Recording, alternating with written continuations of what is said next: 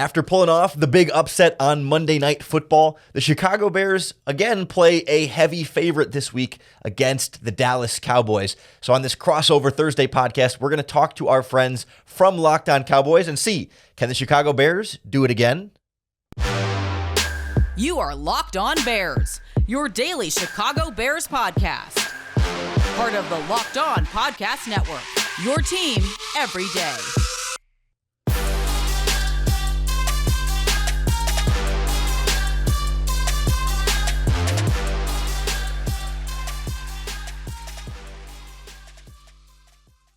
This is Locked On Bears, and I'm your host, Lorin Cox.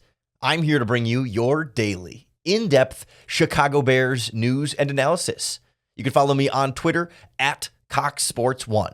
You can follow the podcast on Twitter at Locked On Bears. You can like Locked On Bears on Facebook, join the Locked On Bears Facebook group for more Bears talk, and make sure you click that subscribe button on the Locked On Bears YouTube channel to keep up with all of our video podcasts as well.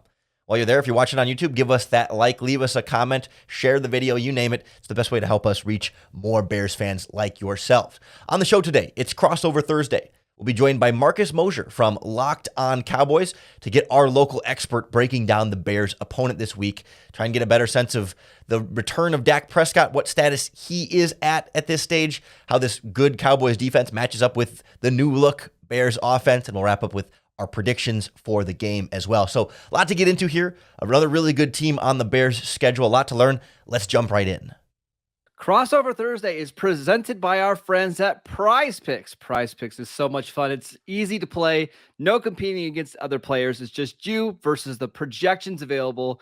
Pick 2 to 5 players, and if they score more or less than their PrizePick projection, you can win up to 10 times your money on any entry. It takes literally less than 60 seconds to enter. It is that easy. We love PrizePicks, and we know you will too.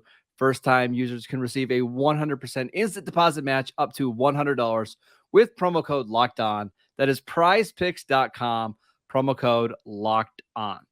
I am Marcus Mosher from Locked On Cowboys. Joining me today is Lorin Cox from Locked On Bears, coming off a huge Week 7 win against the Patriots. Lorin, how you doing today, sir? Hey, I'm doing well. It's amazing what a big win on primetime can do for your season. The fan base was on the edge after their loss to the Commanders, and all of a sudden, life is good again in Chicago. Yeah, and I think Cowboy fans watching that game were hoping that the Bears would look so bad and that the Cowboys could kind of stumble into Week 8 and just, crush the Bears. I don't think that's going to be the case. I think we're going to have a fun matchup here. Let's get right into it. Lorin, what's the biggest storyline for the Bears after 7 games? Yeah, I think big picture right now, it's can they continue how consistent the offense looked against the New England Patriots? And underneath that umbrella is a lot of the bigger season storylines about Justin Fields' development, the offensive line in front of him, the wide receivers, and then, of course, the running game being a big factor in all of that. But, how much of this was just a really good game plan for the Patriots specifically, and how much of this is going to be sustainable, week in and week out? The Bears had an extended break between their Week 6 game and their Week 7 game, and they went from a Thursday night game to a Monday night game. So it was kind of talked around the team as a mini bye week. They had more time to sort of slow down, reevaluate things, and put together a much longer sort of game plan preparation for the Patriots. And so now on a slightly shorter week, getting ready for the Cowboys. It's not drastically shorter, but you lose a day. Shorter. Sure. Can they work that same magic again, or is this team going to fade back to the anemic offense that we saw for a lot of this season? It definitely seemed like there were some parts of the game plan against New England that were New England specific. A lot of man coverage from the Patriots, and the Bears ran a lot of like rub routes and stuff that probably not going to see the same approach against the Cowboys. But the unveiling of the new Justin Fields-led running game looks to be a more permanent fixture, and I imagine they're going to find new ways to add wrinkles to that against the Cowboys this week. Yeah, more designed runs by Justin Fields. I think I saw the stat at PFF. I think 11 designed runs. I mean, the formula is there, Lorin. Like, if they can run the ball this well, they can keep Justin Fields from making, the one big mistake in the passing game. I mean, I think they can hang with some really good teams in the NFL. And we saw that last week. Yeah, it's just hard because we're less than 2 weeks away removed from watching them lose to the Washington Commanders and score 7 points, right? It's like, it's easy to see the Patriots game and it's like, oh yeah, like they figured it out. They're good from here. They're done messing up that way. And it's like, well, fool me once, shame on me, but fool me 6 times this season. And I'm trying not to get too caught up in one really good game. And let's wait and see just how well they can do it again against a really good opponent like the Cowboys. Yeah, and on the Cowboys side of things, it's just, what does Dak Prescott look like in his second game back from the thumb injury? I thought he played okay in the first half, and then in the second half, nearly flawless. 10 of 11 for 102 yards and a touchdown. Started to feel a little bit more comfortable. What does he look like against the Bears, who have an extremely young secondary? By the way, Jaquan Brisker, absolute stuff. A lot of Cowboy fans are a big fan of Brisker, so that it's kind of exciting to see. But how can they do against this pass rush who, outside of Robert Quinn? I mean, please correct me if I'm wrong, but they just don't offer a lot of juice. Quinn hasn't been offering a lot of juice this season either. He's the name for sure, but in terms of production, I think they're at the bottom of the league in terms of pressure percentage from Pro Football Focus. I will say though, Robert Quinn made Trent Brown's life miserable on Monday night, and that's what I'm afraid that he could do against Tyler Smith, the Cowboys rookie left tackle. Like, Quinn's sack numbers aren't there, but he can impact the game even if he's not getting a sack. That's just what we're keeping an eye on. Go ahead. No, I was gonna say he's among the league leaders in the highest rate of double teams that he faced. Yeah. Like it's not just like him being quote unquote bad again. Yep. Like there's clearly, with Khalil Mack no longer on the opposite side, he gets the attention. So he's getting a lot more chips from tight ends. He's getting a lot more slide protections over to his side of the field. And the problem is the rest of the Bears pass rush has been more or less non-existent. Justin Jones, their 3 technique, has had some flashes and some decent interior pressure, but they haven't got nearly consistently enough from the other edge rusher rotation on the other side. Al-Qadim Muhammad, the veteran from the Colts, brought over from Matt Eberflus, has been one of the worst defensive ends in NFL, I'd say, overall. And then they like the upside of their young guys, Travis Gibson and Dominic Robinson, but you're not getting it on a snap-to-snap pass rush basis. So, they'll occasionally bring in a blitz on third down that'll shake some things up, but overall, this is not a defense that's winning with its pass rush. They win at best with their coverage. Justin Jones, a fun follow on Twitter if you don't follow him. For the Cowboys, it's just will they open up the offense a little bit? I think Kellen Moore and Mike McCarthy were a little hesitant against the Lions, especially early in that game, to let Dak just cook, right? Like, it's understandable. It's his first game back. You don't want him taking a bunch of hits. But now that they've seen the accuracy it's fine, he's comfortable in the pocket. Is this the game that they really try to unleash him and that they throw the ball down the field and they put more receivers in routes? I'm not sure, but I also wouldn't be surprised if the idea for the Cowboys is, hey, we have a week 9 bye. Let's run the ball, run the crap out of the ball in this game and keep Dak healthy. And if we can get out on the other side of the bye, we'll feel really good about him going forward. So for me, Lorin, it's just, how do the Cowboys plan to attack the Bears defense? Because I think they can have success either way. I'm just curious to see which way they go about doing it.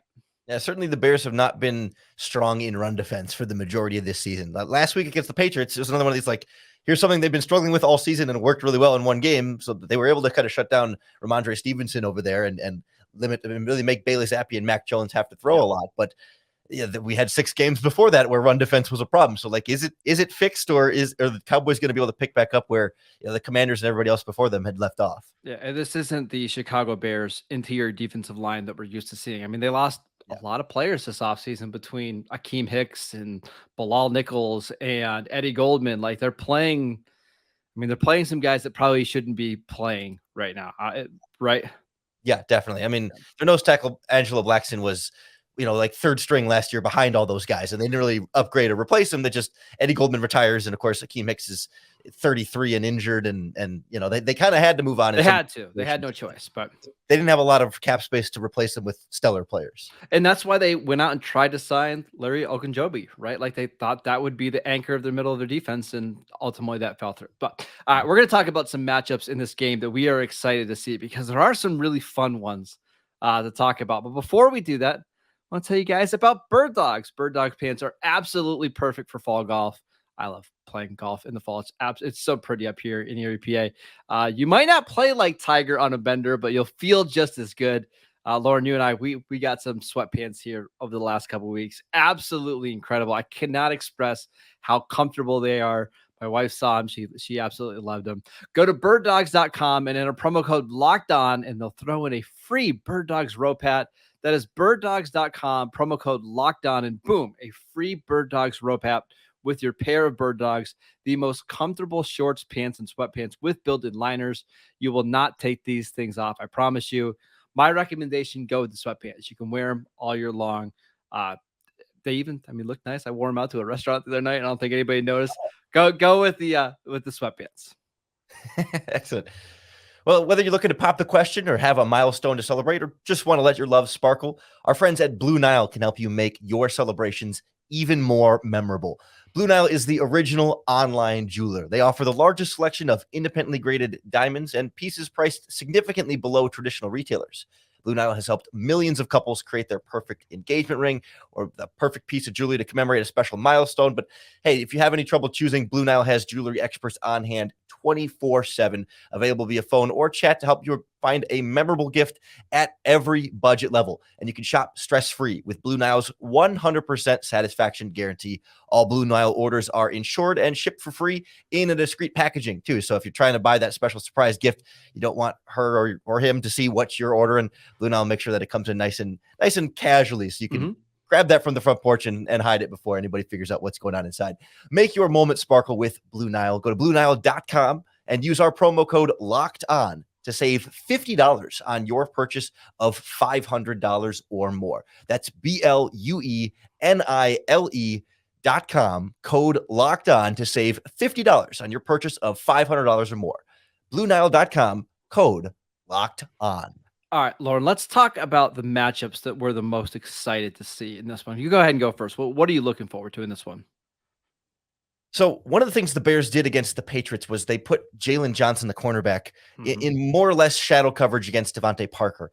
And it's not something that the Bears have done with him up to this point this season. It is something that we saw the previous regime do with him more often. And so I'm wondering if in a game like this, do they go to a similar game plan against CeeDee Lamb? Are we going to see Jalen Johnson follow CeeDee Lamb across the field, across formations? Of course, that's not, one-on-one man coverage on every single one of those snap plays after the snap, but lining up across, your best cornerback against the top receiver on the other side of the field. And for the most part, Parker versus Jalen Johnson last week was one catch. It was for like 38 yards, but it was a great catch. It was great coverage too. Yeah. I mean, it was perfect pass, perfect catch, and good coverage, but just better pass and better throw. So like that's the only catch that Jalen Johnson allowed to Devontae Parker in that game. So do they take that same kind of approach? Jalen's usually just sort of the right cornerback, and they kind of leave him on that side of the field.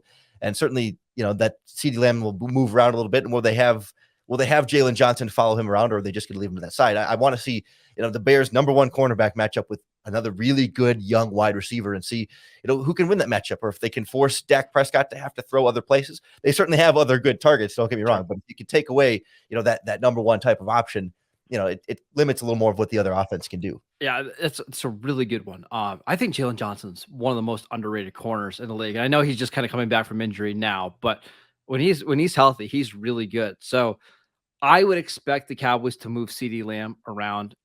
I don't think Johnson's game is playing out of the slot, but CeeDee's is, right? Like they're going to motion him in. They're going to have him in some stack coverages so he can't get pressed at the line of scrimmage.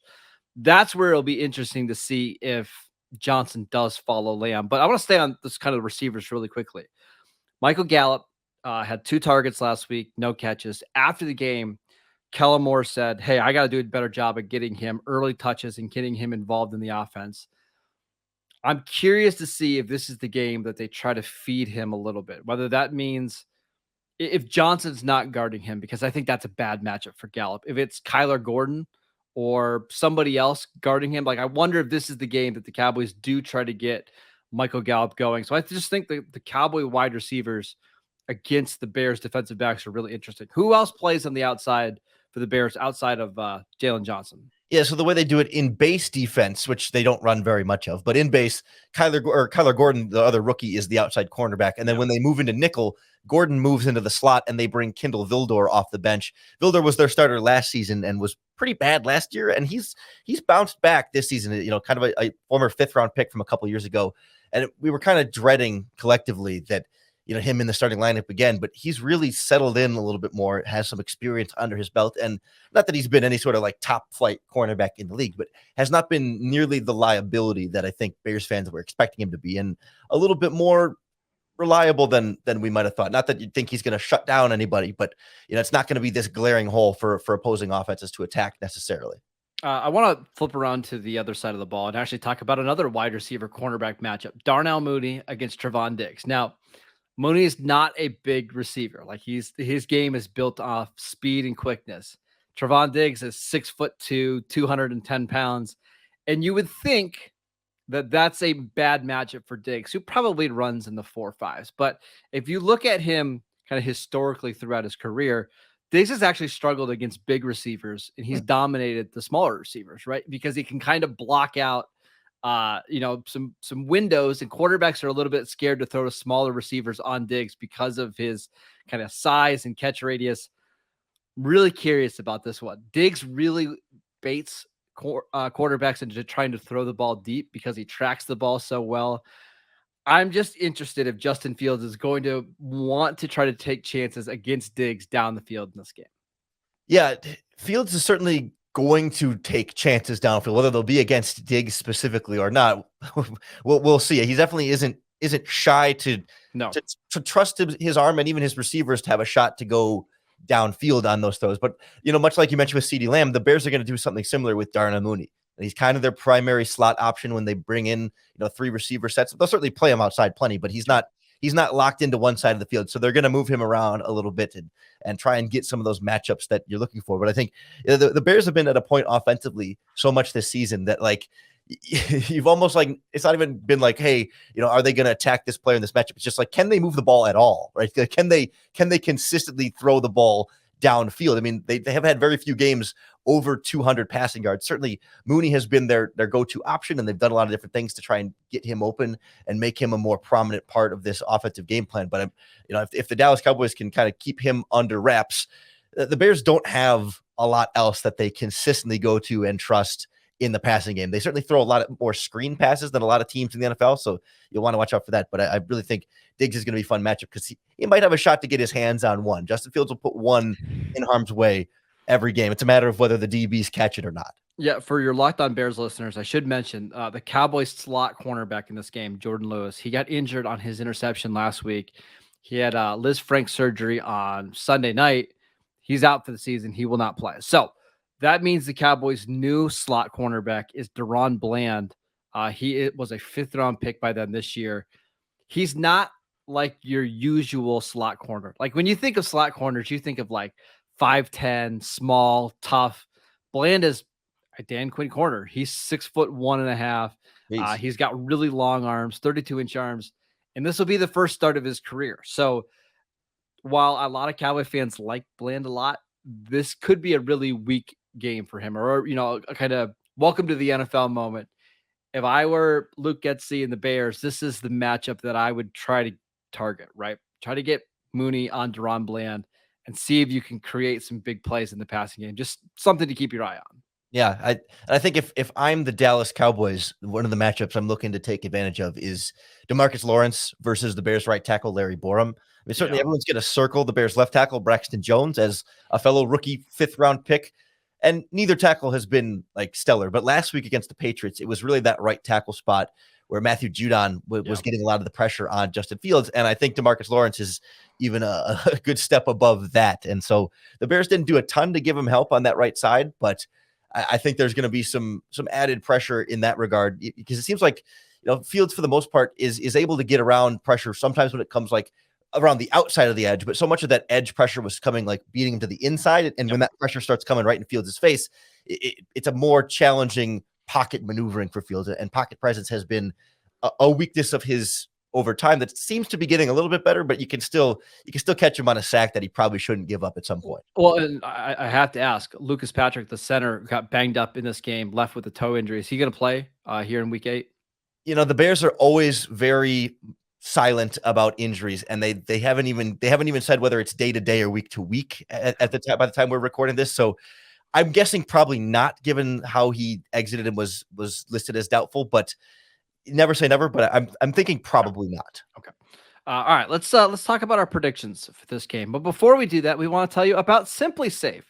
All right, here is a sports analogy for you. When it comes to burglars, your home is like the end zone, and you need the absolute strongest defense you can muster.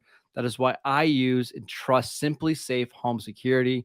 At SimpliSafe, your security or your safety is the only thing that matters.